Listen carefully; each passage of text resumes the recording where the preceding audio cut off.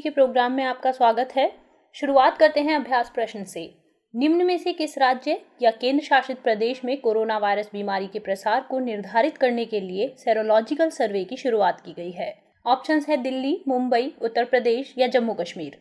Corona virus बीमारी के प्रसार को निर्धारित करने के लिए हाल ही में दिल्ली में सेरोलॉजिकल सर्वे की शुरुआत की गई। दिल्ली सरकार ने एंटीबॉडी परीक्षणों का उपयोग करके सेरोलॉजिकल सर्वे करने का निर्णय लिया है। दिल्ली में कोविड-19 के मामलों में तेजी से बढ़ती संख्या के मद्देनजर यह निर्णय लिया गया है। सर्वेक्षण में दिल्ली के 11 जिलों से 20,000 लोगों को शामिल किया जाएगा। हेल्थ मिनिस्ट्री के तहत काम करने वाले national centre for disease control and state government द्वारा संयुक्त रूप से इस सर्वेक्षण का संचालन किया जाएगा। आपको बता दें कि आईसीएमआर ने 2 तरीकों का उपयोग करके एंटीबॉडी परीक्षण करने की मंजूरी दी है, एलाइजा एंजाइम लिंक्ड इम्यूनोसॉर्बेंट एसे और CLIA यानी केमिल्यूमिनेसेंस इम्यूनो एसे। इस तरह कल के अभ्यास प्रश्न का सही उत्तर है ऑप्शन ए, दिल्ली। बात करते हैं आज के पहले सवाल की। भारतीय सांख्यिकी का जनक यानी फादर ऑफ इंडियन स्टैटिस्टिक किसे कहा जाता है? ऑप्शंस हैं हरीश चंद्र, प्रशांत चंद्र महालनोबिस, आर्यभट्ट या PV नरसिम्हा राव। भारत में हर साल 29 जून को सांख्यिकी दिवस यानी स्टैटिस्टिक्स डे मनाया जाता है। यह दिवस जाने माने प्रोफेसर प्रशांत सिंह महालनोबिस के जन्मदिन की स्मृति में मनाया जाता है। PC महालनोबिस का स्वतंत्रता के बाद आर्थिक नियोजन और सांख्यिकी विकास के क्षेत्र में उल्लेखनीय योगदान रहा है। साथ ही राष्ट्रीय सांख्यिकी प्रणाली की स्थापना में भी इनका अहम योगदान रहा है। इसीलिए इन्हें भारतीय सांख्यिकी का जनक यानी फादर ऑफ इंडियन स्टैटिस्टिक्स के रूप में जाना जाता है। विश्व सांख्यिकी दिवस यानी वर्ल्ड स्टैटिस्टिक्स डे 20 अक्टूबर को मनाया जाता है। इस तरह पहले प्रश्न का सही उत्तर है ऑप्शन बी, प्रशांत चंद्र महालनोबिस। क्वेश्चन नंबर 2, नील नदी बांध समझौते का संबंध किन 3 देशों से है? ऑप्शंस हैं मिस्र, इथोपिया और सूडान, मिस्र, सूडान और इरिट्रिया, सोमालिया, जिबूती और केन्या, इथोपिया, दक्षिणी सूडान और सूडान। हाल ही में मिस्र, इथोपिया और सूडान ने नील नदी बांध समझौते को लेकर अपनी सहमति जताई है। इस बांध के संचालन और पानी के बंटवारे को लेकर तीनों देश 1 दशक से विवादों में उलझे हुए हैं। मिस्र और सूडान के लिए चिंता की वजह ग्रैंड इथोपियन रेनेसांस डैम यानी GERD है, जिसका निर्माण इथोपिया द्वारा किया जा रहा है। इस बांध का निर्माण सूडान की सीमा से लगभग 15 किलोमीटर दूर ब्लू नील नदी पर किया जा रहा है।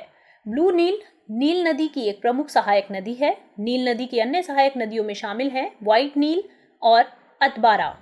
नील नदी पूर्वी अफ्रीका में दक्षिण से उत्तर की ओर बहती है और मेडिटेरियन सी में जा मिलती है। मिस्र के अलावा नील नदी 10 अन्य अफ्रीकी देशों की सीमाओं से होकर गुजरती है। ये देश हैं Burundi, Tanzania, Rwanda, democratic Republic of Congo, Kenya, Uganda, Sudan, Ethiopia और साउथ सूडान। इस तरह क्वेश्चन नंबर 2 का सही आंसर है ऑप्शन ए। क्वेश्चन नंबर 3, संकल्प पर्व का संबंध निम्नलिखित में से किस क्रियाकलाप से है? ऑप्शंस है जल संरक्षण, कौशल विकास, वृक्षारोपण या स्वदेशी वस्तुओं को अपनाना। संस्कृति मंत्रालय वृक्षारोपण के लिए 28 जून से 12 जुलाई तक संकल्प पर्व मनाने जा रहा है। केंद्रीय संस्कृति एवं पर्यटन राज्य मंत्री स्वतंत्र प्रभार श्री प्रहलाद सिंह पटेल ने इस कार्यक्रम के जरिए देश में स्वस्थ वातावरण कायम करने का आग्रह किया है। इसके जरिए संस्कृति मंत्रालय द्वारा उन 5 पेड़ों को लगाए जाने की प्राथमिकता दी जा रही है जो हमारे देश की हर्बल विरासत यानी हर्बल हेरिटेज का प्रतिनिधित्व करते हैं, और ये पेड़ हैं बरगद, आंवला, पीपल, अशोक और बेल। इस तरह क्वेश्चन नंबर 3 का सही आंसर है ऑप्शन सी, वृक्षारोपण। क्वेश्चन नंबर 4, बीते दिनों नासा ने अपने हेडक्वार्टर का नाम बदलकर निम्नलिखित में से किसके नाम पर रखने की घोषणा की है? ऑप्शंस हैं Jessica Mayer, Christina Koch, Sunita Williams या मैरी जैक्सन। हाल ही में नासा ने वॉशिंगटन DC स्थित अपने हेडक्वार्टर का नाम बदलकर मैरी जैक्सन के नाम पर रखने की घोषणा की है। आपको बता दें कि मैरी W जैक्सन नासा की पहली अफ्रीकी अमेरिकी महिला इंजीनियर थी। जैक्सन 1951 में नासा में तब शामिल हुई थी जब नासा का नाम national advisory committee for aeronautics था। मैरी जैक्सन की सफलता की कहानी 2016 में मार्गोट ली शेटरली द्वारा लिखी गई उनकी जीवनी में दिखाई गई है। इस पुस्तक का नाम है hidden figures, the American dream and the untold story of the black women mathematicians who helped win the space race. इसी साल इस पुस्तक को आधार बनाकर हिडन फिगर्स नाम से एक फिल्म भी बनाई गई थी, जिसमें जैक्सन का किरदार जेनेल मोने द्वारा निभाया गया था। साथ ही आपको बता दें कि वॉशिंगटन डीसी में नासा के मुख्यालय के बाहर की सड़क को 2019 में हिडन फिगर वे नाम दिया गया था। इस तरह क्वेश्चन नंबर 4 इसका सही आंसर है option D, Mary Jackson. Question number 5, किस राज्य सरकार द्वारा किल कोरोना नामक कैंपेन लॉन्च किया जा रहा है? ऑप्शंस हैं उत्तर प्रदेश, मध्य प्रदेश, महाराष्ट्र या असम। देश भर में कोरोना वायरस के बढ़ते मामलों के मद्देनजर मध्य प्रदेश सरकार ने राज्य में कोविड-19 के प्रसार को रोकने की दिशा में किल कोरोना नामक कैंपेन को लॉन्च करने की घोषणा की है। यह अभियान 1 जुलाई से शुरू किया जाएगा। इस अभियान के तहत डोर टू डोर सर्वेक्षण किए जाएंगे। वहीं उत्तर प्रदेश सरकार भी जुलाई माह में राज्य में मेरठ मंडल से बड़े पैमाने पर एक अभियान शुरू करेगी, जिसके तहत घर घर जाकर सर्वेक्षण किया जाएगा। यह सर्वेक्षण पल्स पोलियो इम्यूनाइजेशन के समान ही होगा, जबकि महाराष्ट्र में 27 मई को लॉन्च हुई चेस द वायरस नामक पहल के जरिए कोरोना वायरस को नियंत्रित करने का काम किया जा रहा है। इस तरह क्वेश्चन नंबर 5 का सही आंसर है option B, Madhya Pradesh. Question number 6, निम्नलिखित कथनों पर विचार कीजिए। पहला कथन है, भारत के राष्ट्रपति के पास जो वीटो सबसे प्रभावी रूप में है वह जेबी वीटो है।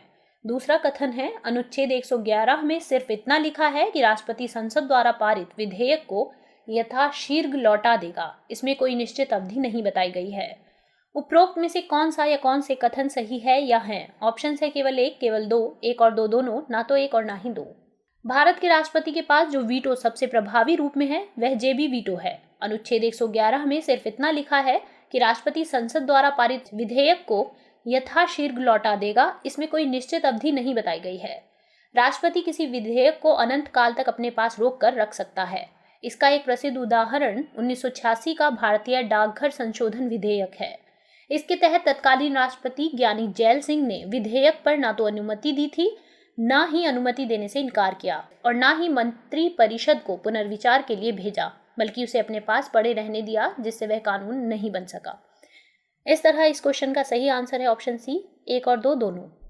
क्वेश्चन नंबर 7, निम्नलिखित में से कौन सा या कौन से कथन राष्ट्रपति की उन्मुक्तियों के बारे में सही है या हैं? पहला कथन, अनुच्छेद 361(1) राष्ट्रपति तथा राज्यपालों को किसी कानूनी कार्यवाही से व्यक्तिगत उन्मुक्ति प्रदान करता है।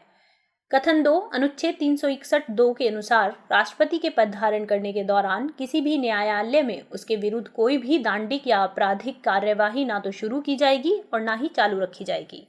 ऑप्शंस हैं केवल 1, केवल 2, 1 और 2 दोनों, ना तो 1 और ना ही 2।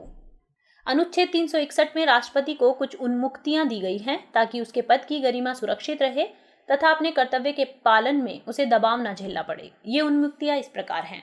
अनुच्छेद 361(1) राष्ट्रपति तथा राज्यपालों को किसी कानूनी कार्यवाही से व्यक्तिगत उन्मुक्ति प्रदान करता है। अनुच्छेद 361(2) के अनुसार राष्ट्रपति के पद धारण करने के दौरान किसी भी न्यायालय में उसके विरुद्ध कोई भी दांडिक या आपराधिक कार्यवाही ना तो शुरू की जाएगी और ना ही चालू रखी जाएगी। अनुच्छेद 361(3) के अनुसार राष्ट्रपति के पद धारण करने के दौरान उसे गिरफ्तार करने के लिए आदेश जारी करने का अधिकार किसी भी न्यायालय को नहीं होगा। अनुच्छेद 361(4) में स्पष्ट किया गया है कि राष्ट्रपति के व्यक्तिगत कार्यों के संबंध में यह उन्मुक्ति सीमित है। इस तरह क्वेश्चन नंबर 7 का सही आंसर है ऑप्शन सी, 1 और 2 दोनों ही कथन सत्य हैं। क्वेश्चन नंबर 8, निम्नलिखित कथनों पर विचार कीजिए। पहला कथन है, संविधान के अनुच्छेद 63 से 71 तक उपराष्ट्रपति पद से संबंधित प्रावधान किए गए हैं। दूसरा कथन है, उपराष्ट्रपति का निर्वाचन संसद के दोनों सदनों के सदस्यों से मिलकर बनने वाले निर्वाचक गण द्वारा होगा।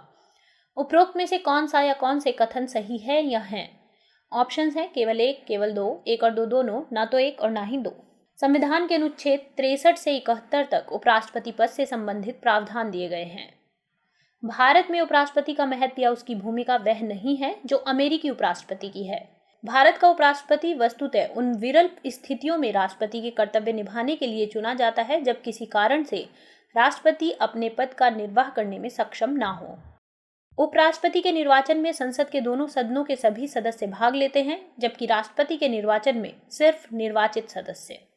जहां उपराष्ट्रपति के चुनाव में सिर्फ संसद के दोनों सदन शामिल होते हैं, वहीं राष्ट्रपति के चुनाव में सभी राज्यों तथा दिल्ली व पुदुचेरी संघ राज्य क्षेत्रों की विधानसभाओं के निर्वाचित सदस्य भी शामिल होते हैं। इस तरह क्वेश्चन नंबर 8 का सही आंसर है ऑप्शन सी, 1 और 2 दोनों। क्वेश्चन नंबर 9, उपराष्ट्रपति को पद से हटाने की प्रक्रिया में निम्नलिखित में से क्या शामिल नहीं है? पहला कथन, कम से कम 14 दिन पूर्व इस आशय की सूचना देना जरूरी है कि उपराष्ट्रपति को हटाने से संबंधित संकल्प प्रस्तुत किया जाने वाला है। कथन 2, ऐसा संकल्प केवल लोकसभा में ही रखा जा सकता है। ऑप्शंस हैं केवल 1, केवल 2, 1 और 2 दोनों, ना तो 1 और ना ही 2। उपराष्ट्रपति को पद से हटाने के लिए निम्नलिखित प्रक्रिया होती है। कम से कम 14 दिन पूर्व इस आशय की सूचना देना जरूरी है कि उपराष्ट्रपति को हटाने से संबंधित संकल्प प्रस्तुत किया जाने वाला है। ऐसा संकल्प राज्यसभा में ही रखा जा सकता है। इसका आधार कोई भी ऐसा कारण हो सकता है जिसे राज्यसभा उचित समझती हो। उपराष्ट्रपति को हटाए जाने के संकल्प को राज्यसभा की तत्कालीन समस्त सदस्य संख्या के बहुमत द्वारा पारित किया जाना जरूरी है। राज्यसभा द्वारा संकल्प पारित किए जाने के बाद यह भी जरूरी है कि लोकसभा उस प्रस्ताव का समर्थन करे। इस तरह क्वेश्चन नंबर 9 का सही आंसर है ऑप्शन बी, केवल 2, क्योंकि प्रश्न में पूछा गया है क्या शामिल नहीं है। क्वेश्चन नंबर 10, निम्नलिखित में से कौन सा या कौन से कथन उपराष्ट्रपति की परिलब्धियों के बारे में सही है या हैं? पहला कथन, संविधान में उपराष्ट्रपति के लिए परिलब्धियों की व्यवस्था नहीं की गई है।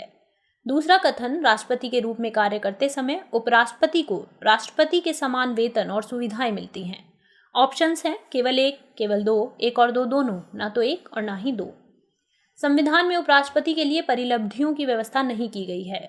उपराष्ट्रपति को राज्यसभा के सभापति के तौर पर ही वेतन मिलता है। उपराष्ट्रपति का वेतन 1.25 लाख रुपए से बढ़ाकर 4 लाख रुपए प्रतिमाह कर दिया गया है। इसके अलावा उसे बहुत सी अन्य सुविधाएं जैसे मुफ्त आवास, दैनिक भत्ता, चिकित्सा सुविधा आदि भी प्राप्त होती है। जब उपराष्ट्रपति राष्ट्रपति के रूप में कार्य करता है तो उसे वही वेतन और सुविधाएं मिलती है जो राष्ट्रपति के लिए निर्दिष्ट हैं। उस समय राज्यसभा के सभापति के तौर पर उसे वेतन नहीं मिलता। इस तरह क्वेश्चन नंबर 10 का सही आंसर है ऑप्शन सी, 1 और 2 दोनों। बात करते हैं आज के अभ्यास प्रश्न की। लाजर चकवेरा ने हाल ही में किस देश के राष्ट्रपति के रूप में शपथ ली है? ऑप्शन है मलावी, युगांडा, जाम्बिया या मोज़ाम्बिक। आप अपना आंसर कमेंट बॉक्स में करना ना भूलें। अगले सेशन में कुछ नए सवाल और इस सवाल के जवाब के साथ हम फिर से उपस्थित होंगे। तब तक के लिए नमस्कार।